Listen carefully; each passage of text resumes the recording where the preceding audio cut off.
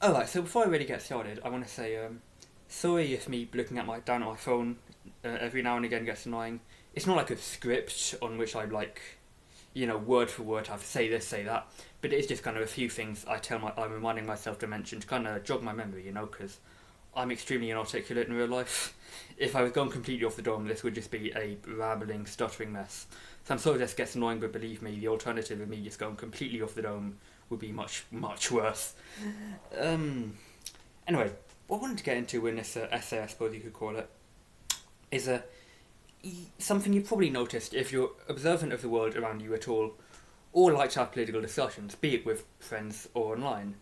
And it's despite whatever your own political beliefs may be, I lean more libertarian myself. But a glaring issue from all sides is that most people just generally reject thinking independently, thinking for themselves, and just kind of adopting this herd mentality where they don't think for themselves, don't think independently, just kind of go with whatever their social circle or favourite news programming say. And being 17 myself, I've only really gotten involved with political discourse over the past couple of years, right? Really not long. But I've already noticed what I consider to be this glaring issue. It's mainly been online because most political discussions I have are online, but also in person, right? I mean, just for example, a few weeks ago, I wouldn't say friends, I don't know them that well, quite acquaintances. I call them acquaintances. I was with these acquaintances, and one of the guys said he liked Nigel Farage. Now, dismiss or throw out all your views on Farage or reform really don't matter, right? Because it didn't. That's not what struck me. So the other acquaintance I was with was repelled by this, right? She had much different views, kind of didn't like him at all, called him far right.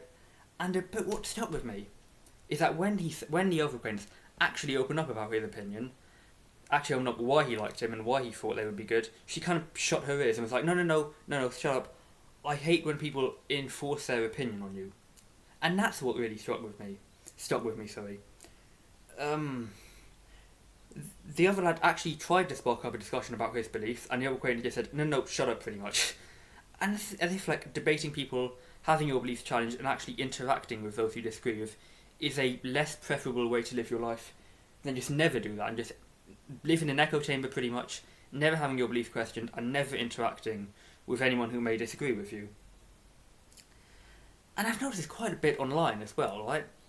And most people just kind of sum it up as, oh, well, people are kind of sheepish, annoying what you're going to do. But I do think it's a bigger issue than most people really give it credit for. At least seem to acknowledge it is. And I'll explain why I think it's such a big issue later in this kind of essay, again, if you want to call it that. But first, I'd like to go through the reasons to why I think it happens in the first place. Sorry. Number one, to get the most simple, straightforward reason out of the way first, actually getting the information unbiasedly and actually forming your own conclusion of said unbiased information is, I wouldn't say hard, but like definitely less time consuming and more easy than just seeing what your outlet, using outlet vaguely here, like could be social circle, news program, whatever, seeing what they say and just forming your opinion based entirely off that without thinking that much, right? Let's be honest, it just is easier to do it that way. And I think this itself bespeaks a problem in society of just general laziness.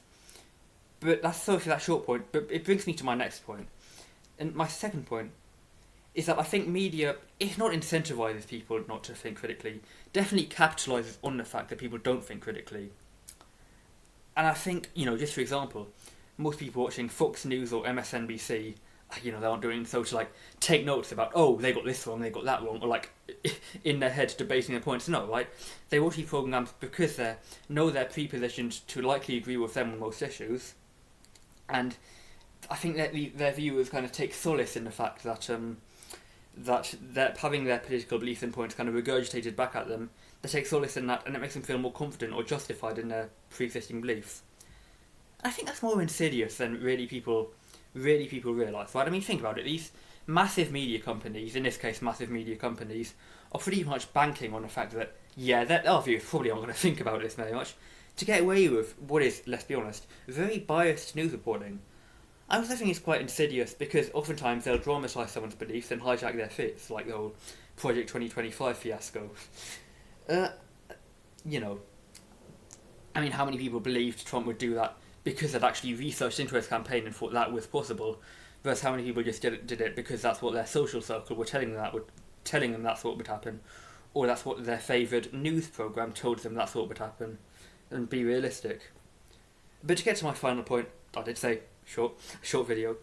But my final point is that I think internet culture, especially modern internet culture, has just made never backing down in your opinion, no matter how wrong it is, almost more commendable than admitting you messed up and actually changing your opinion.